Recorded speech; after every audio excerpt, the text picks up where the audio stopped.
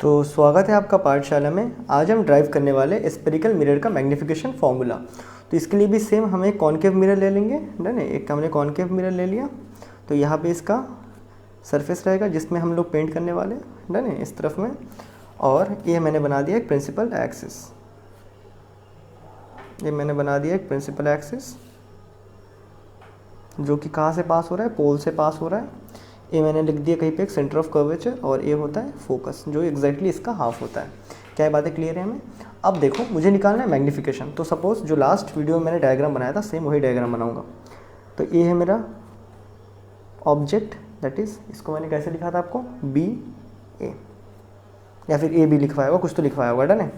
तो यहाँ पे इसका एक रे ले लेते हैं, एक रे जो कि पैरेलल में आ रहा है इसके साथ। तो पैरेलल में आएगा तो कहाँ से निकल जाएगा, ये निकल जाएगा हमारा फोकस से।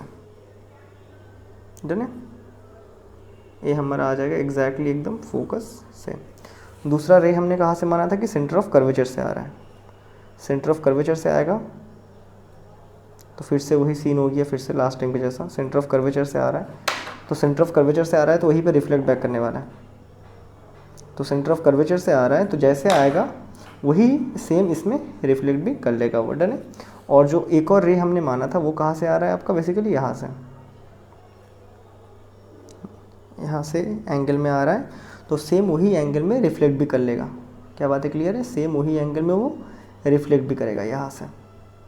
डन, ये हमें ऑलरेडी पता है। तो यहाँ पे क्या बन जाएगा, हमारा इमेज बनेगा।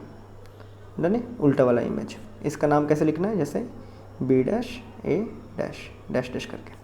ये बातें हमें समझ आता है ऑलरेडी। अब देखो, तो पहले इसमें लेटस कंसीडर वाला पार्ट आपको लिख लेना है। क्या क्या लिखना है, latus consider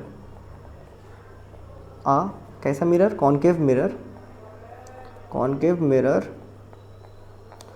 with focal length f and a object is placed behind C at a distance u from the pole, at a distance u from the pole। मतलब ये जो डिस्टेंस है ना ऑब्जेक्ट का, कितना है, u है। किसके रेस्पेक्ट से, पोल के रेस्पेक्ट से। And an image is formed between, image कहाँ पे फॉर्म हो रहा है, between C and F at a distance, कितना डिस्टेंस, V from pole। ये तो हमने पहले भी लिखा था, फिर से वही चीज़ लिख लिया। डन है, ये डिस्टेंस कितना है, V है। ठीक है, फोकल लेंथ है, वो भी ज़रूरत नहीं है अभी, क्योंकि उसका रिविजन में आएगा ही नहीं। अब हमें फिर से ट्रायंगल लेना है। अभी भी हमें वही दो ट्रायंगल लेना है जो हमने स्टार्टिंग में लिया था। एक ट्रायंगल याद है ना, फर्स्ट डिविजन में हमने जो ट्रायंगल लिया था ना मिरर फार्मूला में, वही ट्रायंगल लेना है। ये अपर वाला एक ट्रायंगल और ये नीचे का ए वाला ट्रायंगल। ये दो ट्रायंगल हमें लेने हैं, और ये दो ट्रायंगल सिमिलर भी है, हमें पता है। डन है, तो लिख लेंगे triangle ABP is similar to another triangle called B dash A dash P। B dash A dash P ये कैसे सिमिलर होते हैं, यहाँ पे 90 है तो इसका भी 90 है, तो एक एंगल सिमिलर हो गए, मतलब एक एंगल तो इक्वल है।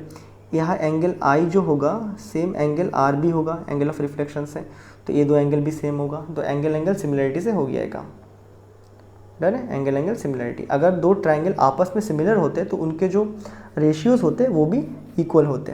तो यहाँ पे मैं पहले इसका रेशियोज़ लिख देता हूँ। देखो मैग्नीफिकेशन में हम देखो कोई चीज़ बड़ा हुआ है कि छोटा हुआ है हम कैसे पता करते हैं, जो हुआ है उसके कंपेयर में पहले क्या था।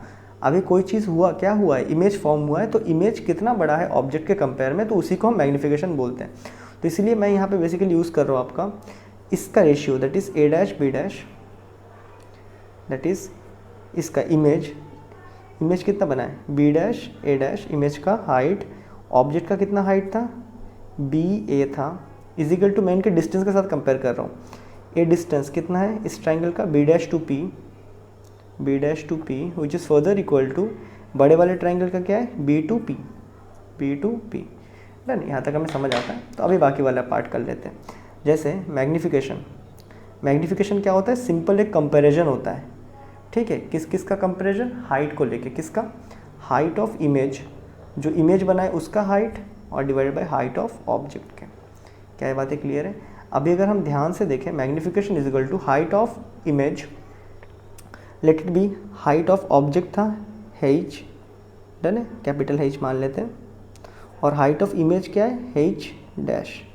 अभी अगर हम देखें तो हाइट ऑफ इमेज क्या है, अच्छा हाइट ऑफ इमेज क्या है हमारे पास, h डैश तो आया है, लेकिन साइन कन्वेंशन से कहाँ है, नीचे की तरफ है, तो नेगेटिव लिख दिया। ऑब्जेक्ट क्या है, कैपिटल H है, साइन कन्वेंशन से तो पॉजिटिव में ही आएगा। तो हमें यहाँ पे मैग्नीफिकेशन क्या मिल रहा है, नेगेटिव में मिल रहा है। ये नेगेटिव मैग्नीफिकेशन जो मिला है हमें, ये किसकी वजह से मिला है, खाली इस हाइट ऑफ इमेज की वजह से ना। इसका मतलब क्या है, जब भी नेगेटिव मैग्नीफिकेशन आता है ना, आपने बचपन में रटा होगा, तो नेगेटिव मैग्नीफिकेशन जब आता है तो वो कैसा बनाता है, इन्वर्टेड इमेज। तो यही है उसका लॉजिक। क्यों, क्योंकि यहाँ पे इस इमेज का जो हाइट है वो साइन कन्वेंशन से नेगेटिव आया था, इसलिए हम क्या बोलते हैं, नेगेटिव मैग्नीफिकेशन क्यों बनता है, मतलब नेगेटिव मैग्नीफिकेशन का मतलब क्या होता है, नेगेटिव मैग्नीफिकेशन कहीं पे आता है, इसका मतलब है इमेज कैसा बना है, इन्वर्टेड बना है, डन है। ये चलो ये बचपन से, बचपन में आपने जो रटा होगा वो एक हमने क्लियर कर लिया।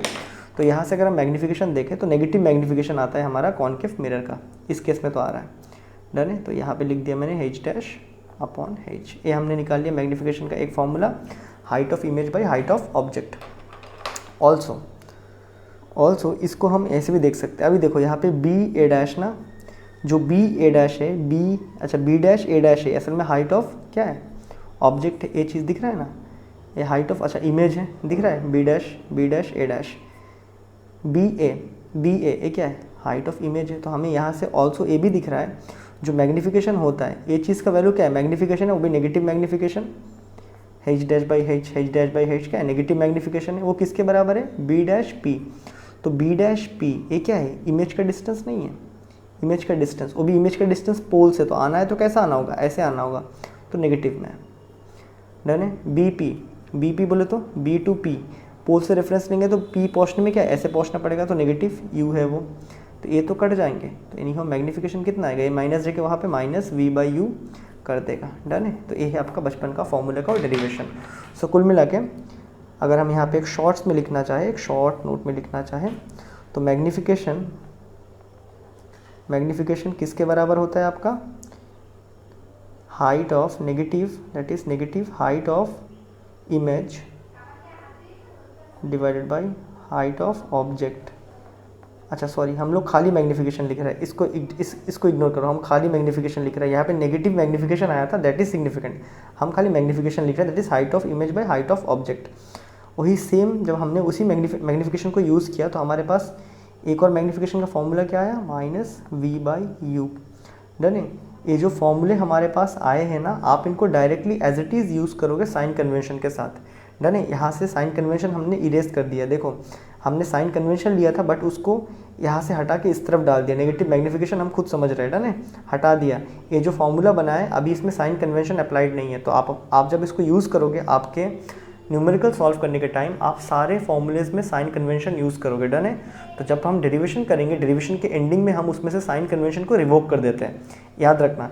ये जो फॉर्मूला किया है इसमें हमने नेगेटिव क्यों लिखा, हमने इसलिए नेगेटिव लिखा क्योंकि देखो नहीं तो ए वाला कट के तो एनी हो पॉजिटिव में आता, यहाँ पे नेगेटिव में आया, मतलब क्या बोल रहे हैं, अगर आप इमेज के हाइट के कंपेयर करोगे तो वहाँ पे अगर पॉजिटिव आता है तो आप जब डिस्टेंस को कंपेयर करोगे तब वहाँ पे नेगेटिव मिलेगा, इसलिए हमें बोल रहे हैं कि यहाँ पे उल्टा नेचर का बनेगा, डन है। क्या बात है, क्लियर है यहाँ पे।